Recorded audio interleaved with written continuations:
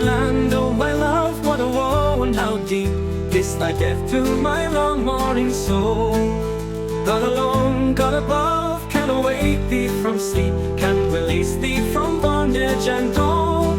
Alas, alas, and alas, for the once proud people of Banba. As a tree in its prime, which the axe layeth low, didst thou follow, unfortunate land. Not by time nor thy crime came the shock and the blow, they were given by a false felon hand. Alas, alas, and alas, for the once proud people of Banba. Oh, my grief of all griefs is to see how thy throne is usurped, whilst thyself art enthralled. Other lands have their chiefs, have their kings, thou alone art a wife, yet a widow, widow, widow. Alas, alas, and alas, for the once proud people of Banba.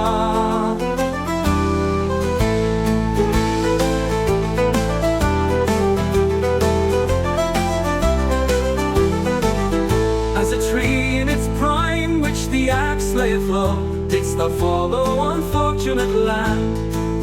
Not by time nor thy crime came the shock and the blow, they were given by a false felon hand.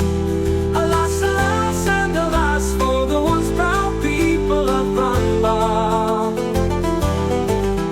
Oh, my grief of all griefs is to see how thy throne is usurped, whilst thyself art enthralled. Other lands have their chiefs, have their kings, thou alone art a wife, yet a widow, widow, widow.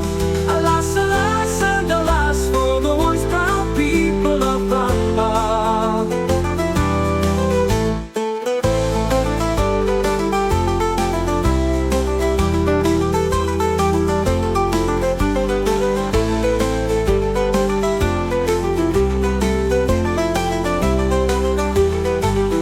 The high house of O'Neill is gone down to the dust, the O'Brien is clanless and banned, and the steel, the red steel, may no more be the trust of the faithful and brave in the land.